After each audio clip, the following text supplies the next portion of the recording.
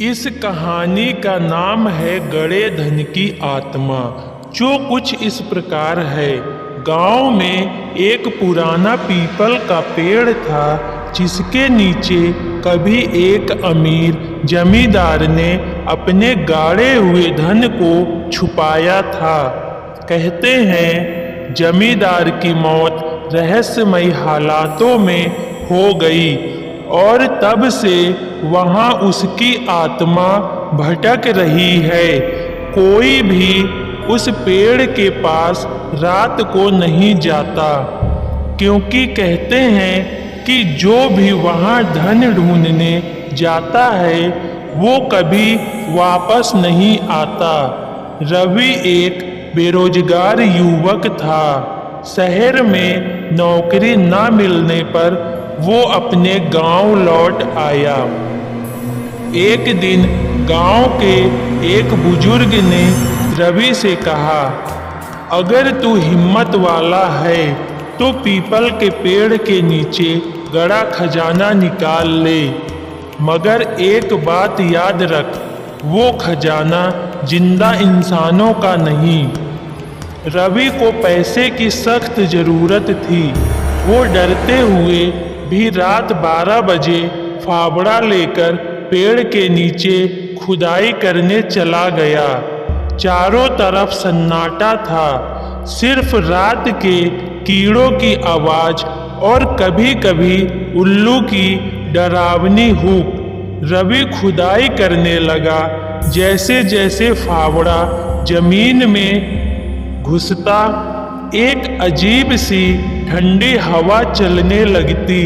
कुछ देर बाद फावड़े की चोट किसी धातु से टकराई। ठन ठन रवि का दिल तेज धड़कने लगा।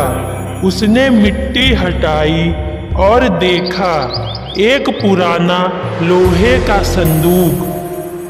जैसे ही उसने संदूक खोलने की कोशिश की, पीछे से किसी ने बहुत भारी आवाज में कहा, मेरा धन मत छू। रवि ने पीछे मुड़कर देखा।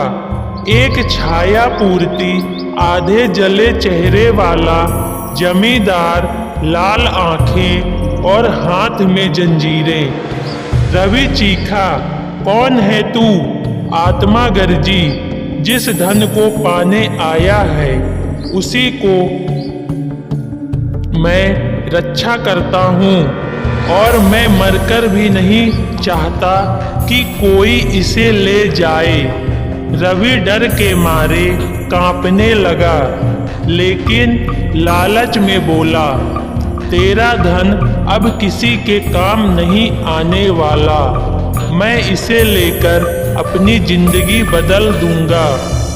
आत्मा गुस्से में चिल्लाई, तो ले जा, मगर याद रख, इस धन के साथ मेरा श्राप भी जाएगा। रवि ने संदूक खोला। संदूक में सोने के सिक्के, पुराने गहने और एक काली किताब थी। उसने किताब को नजरअंदाज कर दिया और संदूक उठाकर घर ले आया। उसी रात से अजीब घटनाएं शुरू हो गई। घर में बत्तियां अपने आप जलने बुझने लगी। रात को दरवाजा खुद ब खुद खुल जाता। छत पर किसी के चलने की आवाजें आती, और सबसे डरावना, जमीन पर हर सुबह चलते हुए पैर के निशान। रवि ने अपने दोस्तों को बुलाया, लेकिन जब वो आते सब सामान्य लगता। एक रात रवि को सपना आया।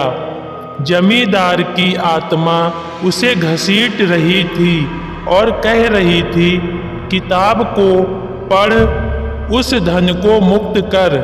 रवि जाग गया, पसीने से लथपथ। रवि ने आखिरकार किताब खोली। उसमें लिखा था, इस धन को छूने वाला हर जीव मेरी आत्मा के साथ बंध जाएगा, जब तक वो खुद इसे फिर से वही ना गाड़ दे। अब रवि को समझ आया ये कोई आम खजाना नहीं बल्कि श्रापित धन था। लेकिन बहुत देर हो चुकी थी। उसकी बहन अचानक बीमार पड़ गई। माँ पागल सी बड़बड़ाने लगी और रवि की आंखों के सामने हर वक्त जमींदार की आत्मा दिखाई देने लगी। रवि ने किताब में बताई गई विधि से धन को वापस उसी जगह ले जाकर गाड़ने का फैसला किया। रात 3 बजे भारी संदूक लेकर वह उसी पीपल के पेड़ के पास पहुंचा। जैसे ही उसने गड्ढा खोदना शुरू किया, आत्मा फिर प्रकट हुई, मगर इस बार उसने रवि को कुछ नहीं कहा, सिर्फ देखा। उसकी आंखों में शांति थी।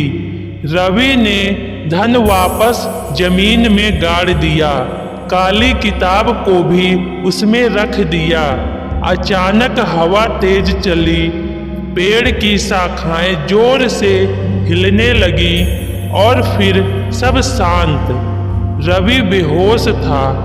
जब उसकी आंखें खुली, वो अपने घर के पास पड़ा था। उसके घर में सब सामान्य था। बहन ठीक थी, माँ खुश थी। रवि समझ गया आत्मा अब मुक्त हो चुकी है। रवि ने तो आत्मा को मुक्त कर दिया, लेकिन क्या हर कोई ऐसा कर पाएगा? इस धरती पर ना जाने कितने गाढ़े धन अब भी छुपे हैं, किसी कुएं में, किसी जंगल में, या फिर शायद आपके ही घर के नीचे।